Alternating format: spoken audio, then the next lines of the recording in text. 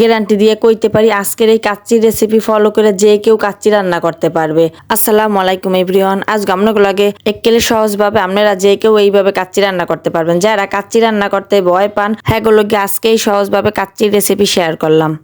এই জায়গায় ধুয়ে পরিষ্কার করা আধা কেজি খাসির মাংস আছে। চুলা অন করে একটা পাতিলে দিয়ে দিছি পানির মধ্যে খাসির মাংস দিয়ে একটা বলক আইলে মাংসটা ছেঁকে উড়েই রাখবো। মাংসটা এরকম করে সেদ্ধ করে নিলে আলাদা যে খাসির একটা গন্ধ আছে এই গন্ধটা থাকবে না।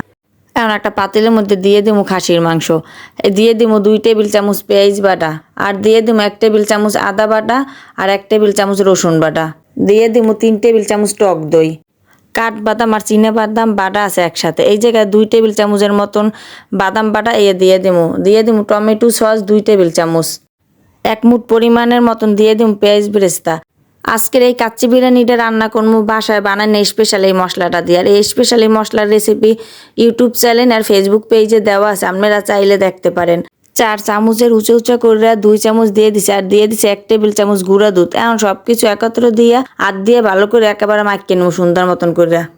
শেষে দিয়ে দিমু 1 চামচের মতন মরিচের গুঁড়ো, আর দিয়ে দিমু পেঁয়াজ বেরেস্তা যে করছে এই পেঁয়াজ বেরেস্তার তেল হাফ কাপ।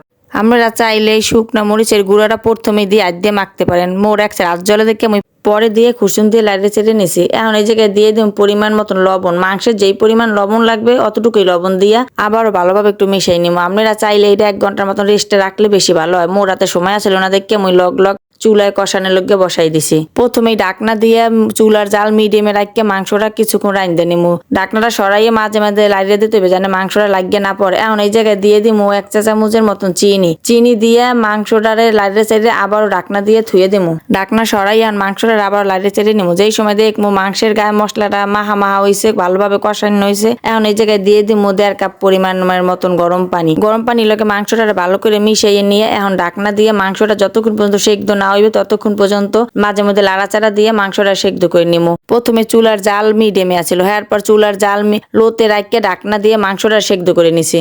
আজকের এই কাচ্চি বিরিয়ানিটা রান্না করবো পোলার চাউল দিয়ে। আপনারা চাইলে বাসমতি চাউল দিয়ে রান্না করতে পারেন। এই জায়গায় মেজারমেন্ট কাপে দিয়ে দিছি 5 কাপ পানি। এই জায়গায় 2.5 কাপ চাউলের লোকে 5 কাপ পানি দিয়ে দিছি, আর দিয়ে দিছি হাফ চা চামচ আদা বাটা আর রসুন বাটা মিলেন না, 2টা তেজপাতা দিয়ে দিছি, আর এলাচ আর দারচিনি দিয়ে দিছি। এখন এই ফুড়িনে পানির মধ্যে দিয়ে দেবো পোলার চাউল দোয়া। এখন একটা চামচ দিয়ে চাউলের লোকে পানিটারে ভালোভাবে একটু লাড়ে চেড়ে নিছি। এখন এই জায়গায় দিয়ে দেবো পরিমাণ মতো লবণ। এই পোলাওর লোকে যতটুকু লবণ লাগবে ততটুকু লবণ দিয়ে দিছি। চুলার জালটা একেবারে লোতে রাখিয়া প্রেসার কুকারে ঢাকনাটা লাগাই দেবো। 10 মিনিট পর চুলাটা বন্ধ করে দিছি। যেই সময় দেখছি প্রেসার কুকারের হাওয়া বাইরে গেছে এই সময় প্রেসার কুকারের ঢাকনাটা খুলে নিছি। প্রথমে যে খাসির মাংসটা রাঁধতে রাখছিলাম ওই খাসির মাংসের মধ্যে দিয়ে দিছি ভাজা আলু, দিয়ে দিমু কয়টা কাঁচামরিচ, আর দিয়ে দিম পেঁয়াজ বেরেস্তা।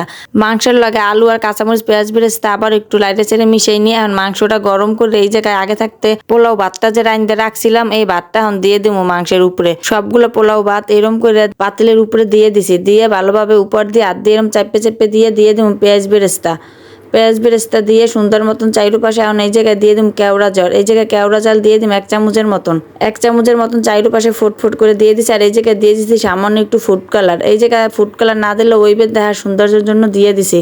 চুলার জাল একেবারে লোতে রাইকা 25 কি 30 মিনিটের মতন দমে রাখিয়া দিমু। আর এই জায়গায় এই যে একটা লং দিয়ে ঢাকনার ছিদ্রটা রাখিয়ে দিছি, আর উপরে একটু গুঁড়া দুধ ছিঁড়েই দিছিলাম। 30 মিনিট পর ঢাকনাটা সরাইয়া এখন এই যে একটা চামচ দিয়া আলতো হাতে সবকিছু একটু মিশাইয়ে নেবো। মজার এই সিম্পল কাচ্চি রেসিপি আপনারা বাসায় একবার হইলেও ট্রাই করে দেখতে পারেন। আশা করি আপনারা পারফেক্ট হইবে।